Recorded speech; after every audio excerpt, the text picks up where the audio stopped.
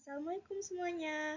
Perkenalkan, nama saya Septi Nur Syafaatin Pupalingga, NPM 2042200771 dari kelas 5G. Di sini saya akan membawakan video pembelajaran tentang hidup rukun cermin budaya Indonesia. Sebelum memulai pembelajaran, alangkah baiknya jika kita melakukan doa terlebih dahulu. Berdoa dimulai. Berdoa selesai. Baiklah, di dalam pembahasan materi ini akan membahas tentang yang pertama, makna Bhinneka Tunggal Ika. Yang kedua, keberagaman dalam bingkai Bhinneka Tunggal Ika. Yang ketiga, harmonisasi dalam bingkai Bhinneka Tunggal Ika. Yang pertama, makna Bhinneka Tunggal Ika. Bagi bangsa Indonesia, semboyan Bhinneka Tunggal Ika merupakan dasar untuk mewujudkan persatuan dan kesatuan Indonesia. Perwujudan semboyan Bhinneka Tunggal Ika dalam kehidupan sehari-hari dilakukan dengan cara hidup saling menghargai antara masyarakat yang satu dengan yang lainnya tanpa memandang suku bangsa, agama, bahasa, adat istiadat, warna kulit, dan lain-lain. Seperti diketahui, Indonesia merupakan negara kepulauan yang terdiri dari beribu-ribu pulau di mana setiap daerah memiliki adat istiadat, bahasa, aturan, kebiasaan, dan lain-lain yang berbeda antara yang satu dengan yang lainnya tanpa adanya kesadaran sikap untuk menjaga Bhinneka Tunggal Ika.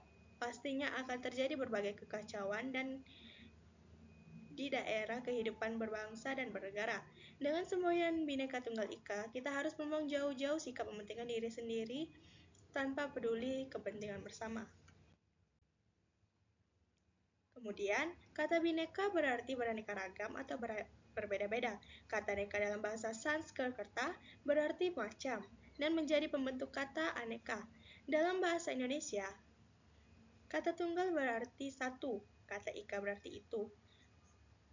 Jika menurut secara harfiah, Bhinneka Tunggal Ika diterjemahkan menjadi beraneka satu itu, yang bermakna meskipun berbeda-beda, tetapi pada hakikatnya bangsa Indonesia tetap adalah satu kesatuan. Saat Indonesia merdeka, oleh para pendiri bangsa mencantumkan kalimat Bhinneka Tunggal Ika sebagai semboyan bangsa Indonesia yang dapat dilihat pada lambang negara, yaitu burung Garuda Pancasila. Semboyan ini digunakan untuk menggambarkan persatuan dan kesatuan bangsa dan negara kesatuan Republik Indonesia yang terdiri atas beraneka ragam budaya, bahasa, daerah, ras, suku bangsa, agama, dan kepercayaan.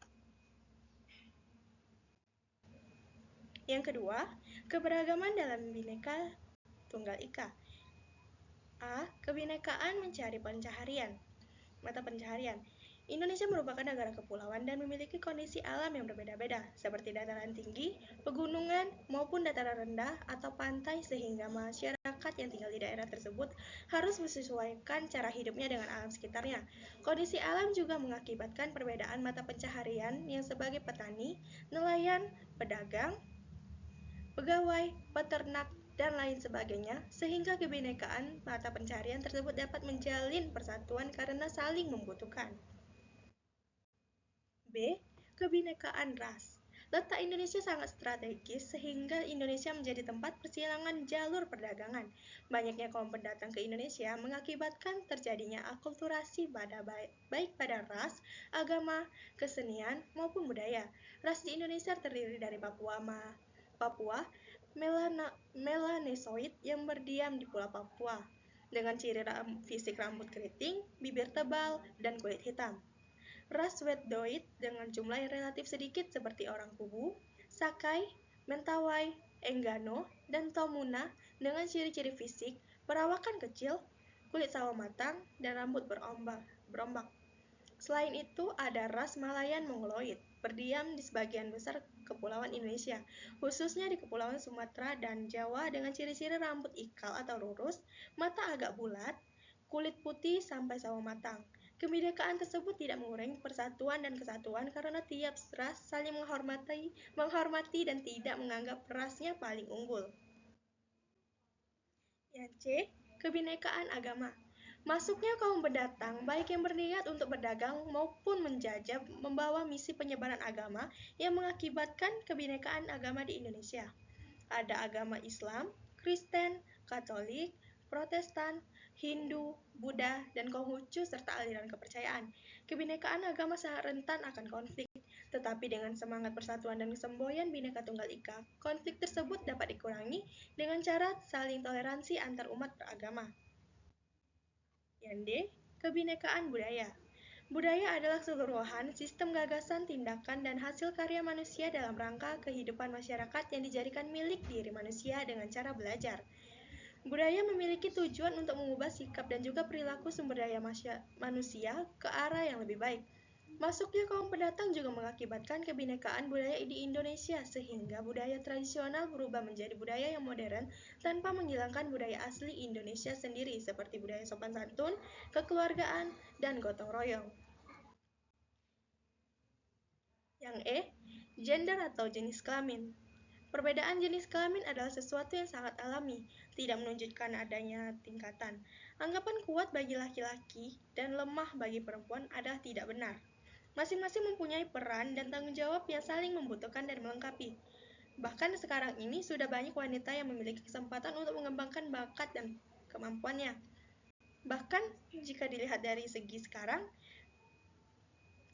banyak kaum wanita yang memiliki posisi penting dalam jabatan publik. Yang ketiga, harmonisasi dalam bingkai Bhinneka Tunggal Ika. Harmoni sosial suatu keadaan keseimbangan dalam sebuah kehidupan. Keharmonisasian akan terwujud jika di dalamnya ada sikap saling menghormati, menghargai, menyayangi antar anggota keluarga atau masyarakat. Harmoni sosial tidak akan pernah tercapai ketika tidak tercipta kehidupan yang damai serta saling menghargai dari setiap anggota masyarakat yang tinggal bersama dan memiliki perbedaan. 1. Prinsip-prinsip harmonisasi dalam keberagaman sosial. Harmoni dalam perbedaan adalah sebuah harapan dalam setiap kehidupan keberagaman masyarakat yang harus dipandang secara optimis untuk merealisasikan hal tersebut. Harmoni sosial adalah suatu keniscayaan, justifikasi sebuah kebenaran atau keyakinan suatu kelompok dapat diredam jika melihat betapa pentingnya kesatuan dalam keharmonisasian. Oleh karena itu, ada beberapa prinsip yang harus dijaga agar harmoni tetap lestari.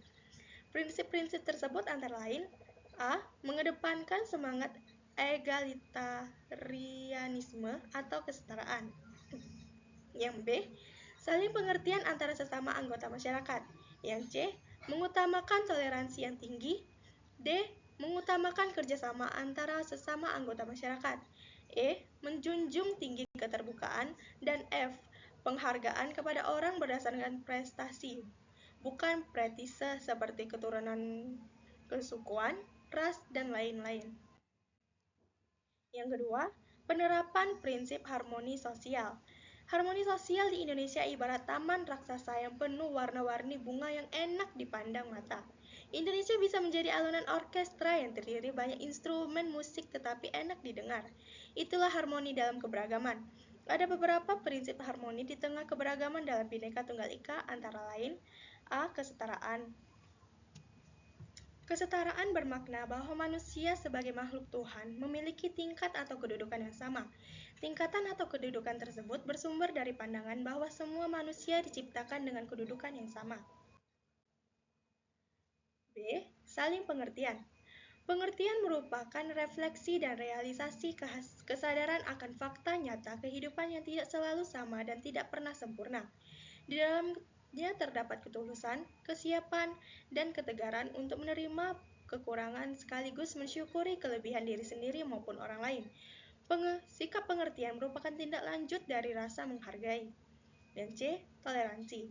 Sikap toleransi berarti menahan diri, bersikap sabar, membiarkan orang lain berpendapat, dan berhati lapang terhadap orang-orang yang memiliki pendapat yang berbeda.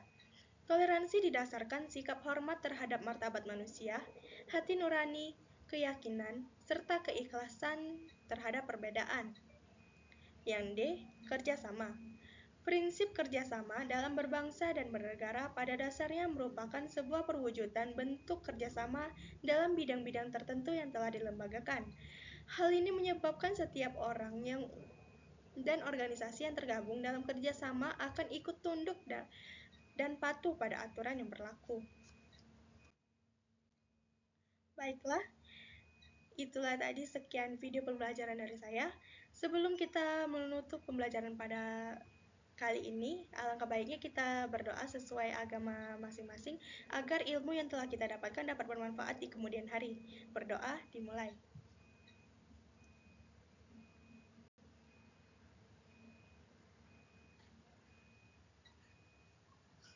Berdoa selesai. Itulah tadi penjelasan dari saya.